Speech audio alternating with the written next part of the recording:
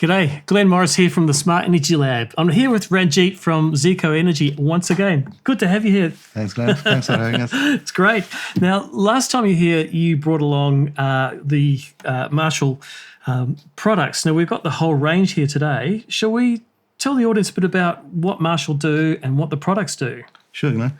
So starting with the littlest unit, what do we call this?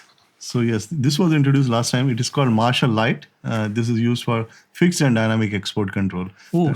Now, what on earth does someone need fixed and dynamic export control for? So the new requirement, any DNSP in Victoria or in Sabin, if you want to install inverter, you need to comply with their requirement, which is dynamic export control. They will send a command and then it will control through this gateway the inverter production to match the export requirement of the site. But this device can do fixed as well. So if installer wants to limit the site to a fixed export value, you can use this as well. So this is primarily for fixed and dynamic export control. So hang on, maybe I'll just explain a few things there. So for those who are not in the electrical industry, a DNSP is like your utility who owns the poles and wires that supplies your home. And it's their responsibility to make sure that you meet some of the regulations around that. And in states like Victoria, Queensland and South Australia, they have restrictions on how much export or how you export and when you export energy. I mean, it's a kind of a good thing in a way because they used to have just hard limits and now they've got flexible limits. Exactly. So it allows more generation on the site. So they allow more than 5 kilowatt per phase inverter capacity. So it allows more generation, but then it makes the grid stable by controlling what is injected into the grid in form of excess power. So for instance, in Victoria, it's called the backstop. That's correct. The Victorian name is backstop operation. Right. And in order to meet the requirements of backstop, any solar inverter being installed or battery inverter being installed must have this dynamic export control function called backstop. That's correct. So any PV inverter and any hybrid inverter, wherever the panels are connected, that has to comply with this requirement. AC coupled is still exempt, I think. That's my understanding. Okay. So how does this little device do that? I mean, I can't see how it controls an inverter. Yeah, it's a clever way of controlling now. So it will communicate to the inverter through Modbus TCP, which is a LAN in terms of wiring. It is like a LAN connection. So this is a LAN cable we supply. If you just plug this LAN cable in this port and then connect it to the home router, and on the same home router or same network, if you have connected your inverters, it will then read those inverters and it will control those inverters. Right, so you don't have to put it in a switchboard. This can just go at the back of your router in your home. That's correct. So you don't have to bring it next to this. There is no physical connection between this device and the inverter. So how does it communicate with the inverter? So that is through this LAN network. So it will connect to the home router, and on home router, it will discover the inverter. So inverter has to be Modbus TCP compliant. So that's when we can talk to the inverter through this protocol. It can control successfully 3 inverters. So we have this basically a thumb rule, 3 inverter of 15 kVA capacity. This is because we get a very short window of around 15 seconds to control the inverters, and it takes roughly around 5 seconds for each inverter. So if inverter has got its meter connected to it, we read the grid value through that inverter, and then the second inverter and third inverter. So basically 3 inverters. There are sites with 4 inverters as well on Marshall Lite. We successfully controlling them for dynamic export control requirement. But our recommendation is 3 inverters. Maximum can be controlled with this Marshall Lite. If there are more than 3 inverters, there is another solution. We'll talk about those in a minute. So just backstepping a bit. So for someone like yourself who had a 60-cent feed-in tariff, well, lucky you, but you can't upgrade that system economically. It's really a new system you'd have to install parallel to it. So you'll end up with 2 solar inverters. That's correct. That's a problem. And this can talk to those? So we call them a legacy systems where the Modbus is unknown, and so unfortunately no one can, like even the inverter manufacturers of these old inverters, they don't have any protocol to talk to these inverters. So this is a problem where in Victoria there is a requirement, or even in South Australia, that if a new inverter is installed on a site and there is an existing legacy system, both have to be dynamically export controlled. So yeah, we will discuss about a possible solution which we are discussing with a DNS. And that'll come along with these units. This correct. Not possibly the Marshall Light. Not with this, yeah, Not because the light. So the light's really ideal for a new installation to meet the backstop with a compatible inverter. And I imagine you've got quite a list on your website of compatible inverters. Sure, we have right now around 5 inverters companies: SMA, SolarEdge, Fronius, QCell, and Delta. We are working on another 3. As soon as it is successfully done, we'll release it to the installer through our website, and obviously it will show up on the CEC listing as well. A Marshall being compatible with these. Now, typically, when you've got a device that needs to control export, you need to know how much is being exported. So how does this know what's being exported from the home? Yes, so very valid question, because you see, this is just a communication device, and how does it know what's getting fed into the house or out of the house? So that's how we do it through the OEM in meter. So each of, like, it could be SMA, Fronius, SolarEdge, they have their own meter, grid meter. They meter the incoming, outgoing, and other parameters like reactive power of the grid. So we read those values of the inverter. So we read the inverter. You can call it a master inverter. We read those values of the grid from that inverter. So we don't need a meter. Unnecessary duplication is, first of all, if we had our own meter, it has to then find space in the switchboard alongside the OEM meter.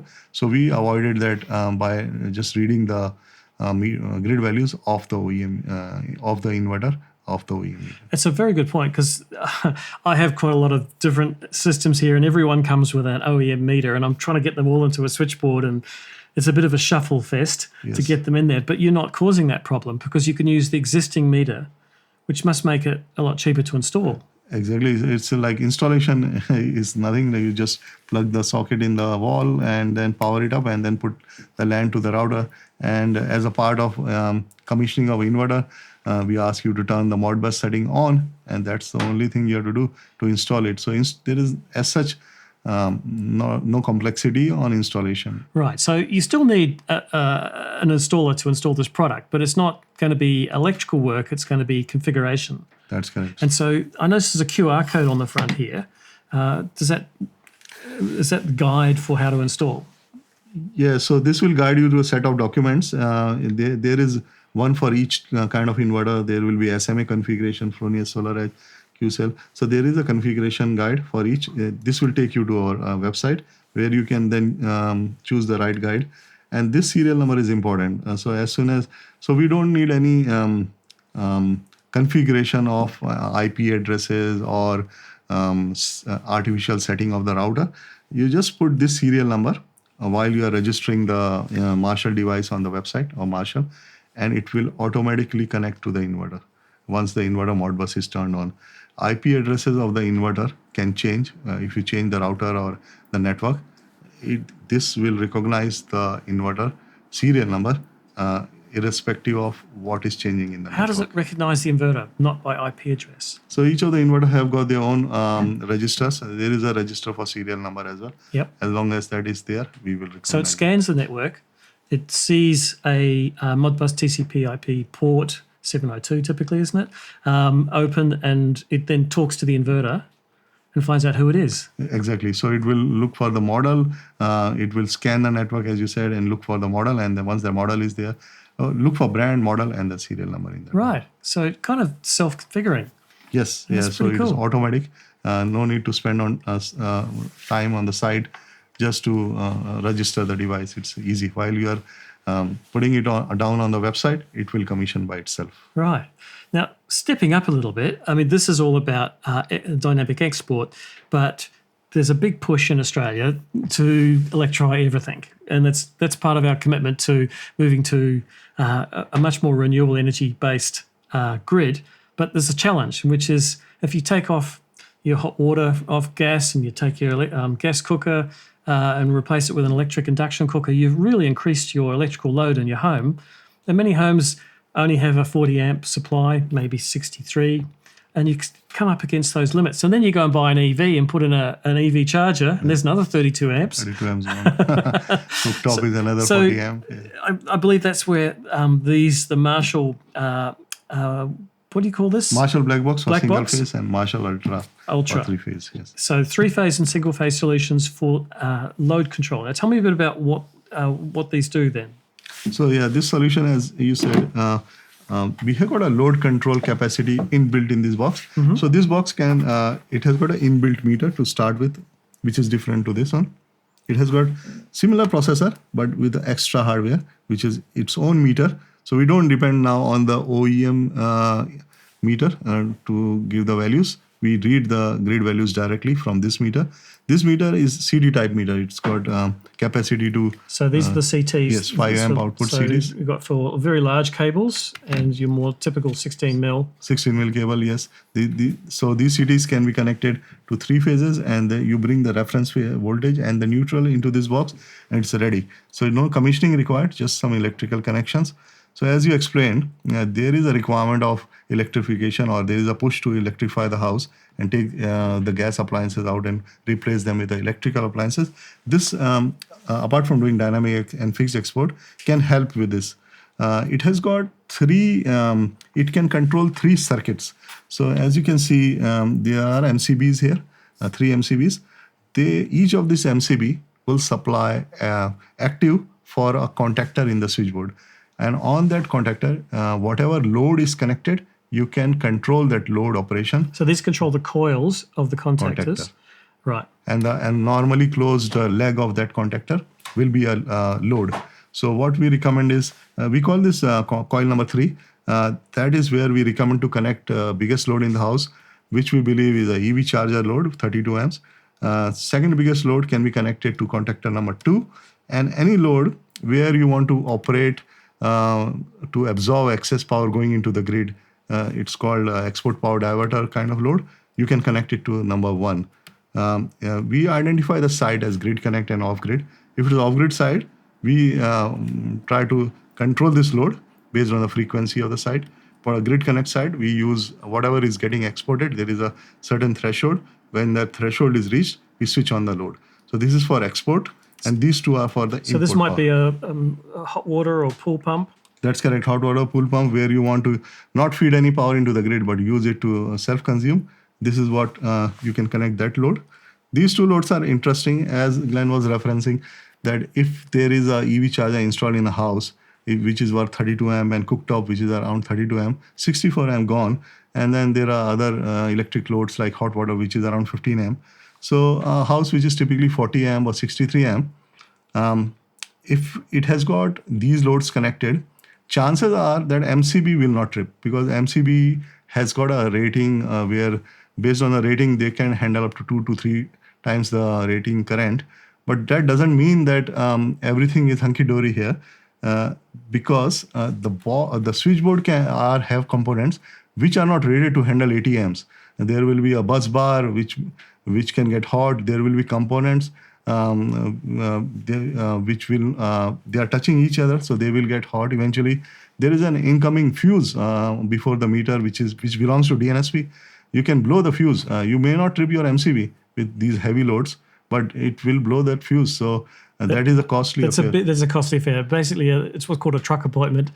So your lines company has to come out, your utility, and come and replace that fuse up a pole usually, or maybe on a mains box on the front of the home, depends on the age of the property. Exactly. To avoid that, what we do is we trip these 2 loads, the biggest load in the house and the second biggest load in the house, before it reaches the incoming current reaches the threshold of the mains. So if mains in our front end, when you are commissioning the system or registering the system, you just identify my main switch rating is 40 amp. We will go by that rating, and then we will learn the loads which are connected in the house on this circuit and this circuit, and then we will develop a hysteresis, which is like we'll turn these 2 loads off when the current reaches 40 amp, but we'll turn them on based on what we have learned is connected here. Right. And so you get to know what the peaks are in the home and adjust your algorithm to suit. Exactly. So we learn this value and then we turn them off before the main switch trips. Right. So that's a pretty clever little box here.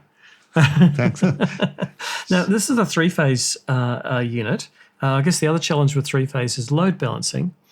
So does it also look at the load on each of the phases? You have asked a very valid question. Actually, we are working with one of the OEMs So the requirement is that when you are exporting to the grid, the delta across the phases should not be more than 21.7 amps. So we are working on an algorithm where we will be able to control the generation to match that requirement. Right. So you can solve the load balancing problem dynamically by controlling some loads. So we are working on that application. Right now, DNSPs are not pushing this requirement, but it is getting talked about in New South Wales. So we are developing that. We will automatically know what phase, what serial number is connected. Yes. We will control it. Now, are these somewhat customizable? Like you said, that's the EV for the EV charger.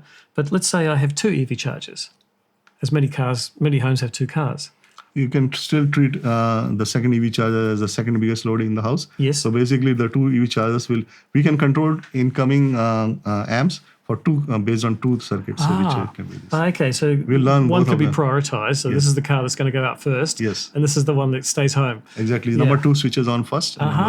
So basically, yes, we will learn that both are around 31, 32 amps, and we will accordingly develop a switch on strategy. Right. Automatic.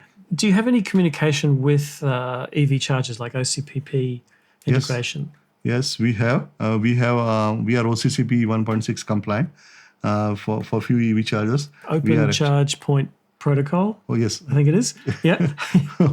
Yeah, and hopefully we will be releasing that as well as a part of this architecture.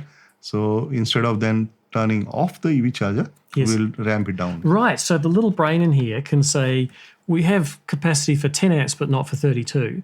EV charger, please derate to 10 amps. That's correct. Wow. Well, that's really cool. Yeah.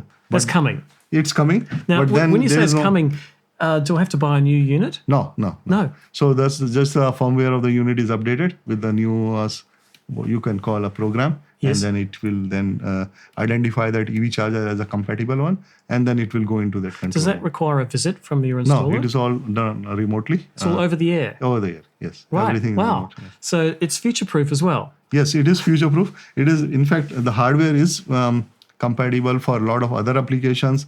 We can touch base on it, a quick one, based on state of charge of a battery. If installer wants to remote start a generator by putting a potential-free contact across the generator controller, we can provide them through one of these. Based on the error code, installer wants to communicate to a potential-free contact to a SCADA device on the side, that if inverter error code is this, I want this contactor to operate, we can do that as well. Another application is, as we discussed, we'll put a legacy device on our DRM0. Yes. We'll talk about that in a second, but I'm just thinking on the fly here of a scenario where a customer has a automatic transfer switch so that when the generator comes on, the house is isolated from the grid and they're running off the generator. In the case of power outage, they only have solar or their battery's very small. Can this integrate with an automatic transfer switch system so that when the grid fails, it can start the generator, and then as soon as the generator starts, the transfer switch will operate? Yes. So whatever inputs are possible from the generator module, we can tap into this and we can program. Just using directly the contactors. Yes. So if you tell that this contact is for this logic, this contactor is for this logic, this contactor for another. I mean, we're referring to these contactors, but these are MCBs that drive the coil of a contactor that can do other things. In load control scenario, yes. But in case of potential-free contact as an input, we will just bring the 2 wires into these. Right, okay. Now, in terms of installing one of these, where does this go in an installation typically? So typically installers install it next to the switchboard because the CT length has to be maximum of 1.5 to 2 meters. So to get a good reading. So they go next to the switchboard, and then one of the applications which installers are doing it is instead of using the OEM meter, because OEM meter requires an RS485 connection between the meter and the inverter, and sometimes it's not possible on a site because of site issues. They install this without the OEM meter and use this meter for export control. Kind of the reverse of what Marshall Light's doing. So the Marshall Light uses the OEM in lieu of having a meter, but because this has got its own meter and it's at the main switchboard and it communicates via the LAN or Wi-Fi to the home network, it can talk to the inverter in the back shed. Yeah, exactly.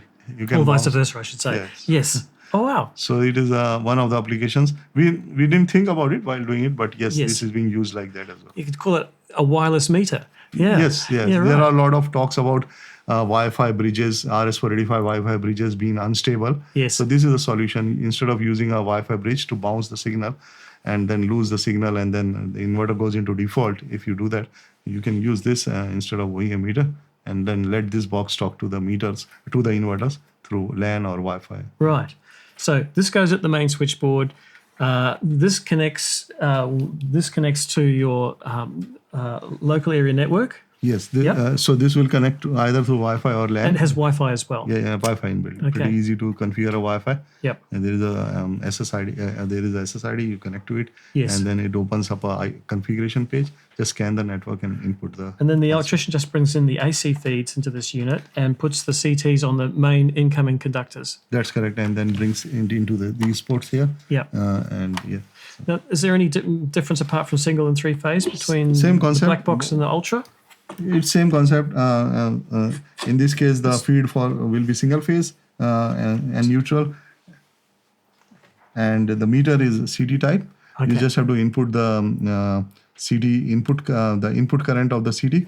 It could be 100 amp, 200 amp, Yeah. and then that's all. There's no programming required. Just programming of the meter through button press. Now, you've got a feature that you're negotiating at the moment, I believe, with DNSPs, which is to be able to help people who've got a legacy inverter, which can't be dynamically controlled, and adding a new inverter, which can be dynamically controlled. At the moment, that's not really possible. You have to throw away your old legacy system. That's correct. DNSPs in Victoria, they need both the systems, legacy and the new, to be brought up to the dynamic export control requirement, which is not always possible with the legacy system. So what we are proposing is using dynamic export control for the compatible device, and for the legacy system, we want to use another control, which is always there in an inverter. It's called DRM control. We will control the inverter for certain conditions on DRM 0 command, along in conjunction with the dynamic export control. So I love to break apart acronyms. Demand response mode. Yes. Demand response mode 0 is turn off. Yes, standby, turn off. Yes. Standby, yeah. So that's just a data cable to the legacy inverter that already has that functionality. Because it's been a requirement since 4777, 2016, I think. Yes, Or DRM. 15? Yeah. DRM has been since 17. Yes. Yeah, 2015. Yeah. So Wow. it's always there. We can use it. DNSPs, if they recognize this architecture, then we have a solution for legacy system. Great. Where the new device is dynamic export control capable. Is there anything that I've missed that this wonderful unit does? We want to touch base on the load control again. Yes. So there are two spectrums of load control. When a customer sees an electrician will use the demand calculation, which is as per AS 3000, and it may happen that demand is under the main switch threshold, or if it is more, then they may recommend a three-phase side. What we want to, what we have offered here may avoid. It's up to electrician and customer to agree. Not to upgrade from single phase to three phase. Use this mechanism to switch off the loads before the main switch trips. And on the other side of spectrum, as we explained, main switch may not trip, but that doesn't mean the side is safe, because it will eventually fail somewhere else, not on main switch, but there are other links which handle all that current, which are not designed for that kind of a high current. That's why the main switch is there. So, and sometimes the main switch may not be there. It may be an isolator, so nothing would trip, but it will fail somewhere else. So we are trying to offer a solution here where you don't have to upgrade your switchboard or don't have to overheat the component inside. Yeah, I mean, that's a really good point, that you might be told that you need to upgrade from single phase to three phase to get that capacity required, but that can be enormously expensive. I know in rural areas like where we live, that's hundreds of thousands of dollars sometimes because they run new lines down the street. Yes. And in some of the city areas, there may not be capacity on a transformer Yeah. to give you 3-phase as well. So you actually solve that problem in a gentle way, which is just switch on the things that need to be on when you've got those peak demands. Exactly. Or switch off the things you don't need, I should say. Yes. And if there is a problem with this device, those loads will still be on because they are on the normally closed leg of the contactor. So nothing Yeah. will. Yeah. Now, tell me a bit about the company, ZECO. Oh, yes. So I work for ZECO. We have been in, so we have 3 aspects of business. We started with technical support. We provide technical support for quite a few companies, QCell, QHome, even though they have left Australia now. But for panel and inverter warranty, we still provide for next 10 years. We provide for Delta level 1, level 2. And we do service work for SMA in Victoria and South Australia. And we do a few other jobs which are similar to technical support role. We have got an installation team as well, and we do maintenance work for retailers, PPA retailers, which is part of a Gemina network. They are called Ovida. So we do that. And then this Marshall solution is our third division, where we are trying to develop solutions which we feel are required in the market today to either meet the regulation requirement or the customer requirement. So we are trying to find more and more applications where we can offer some solutions. Wow, that's great. And you're an Australian company. Yes, we are based in Moorabbin. We are fully Australian. Yeah, cool. All these products are made in-house. Wow, that's great. Great Australian story. Well, Ranjeet, thank you very much for coming to talk to us. Thanks again, Glenn, for the second workshop. Okay. Thank you very much.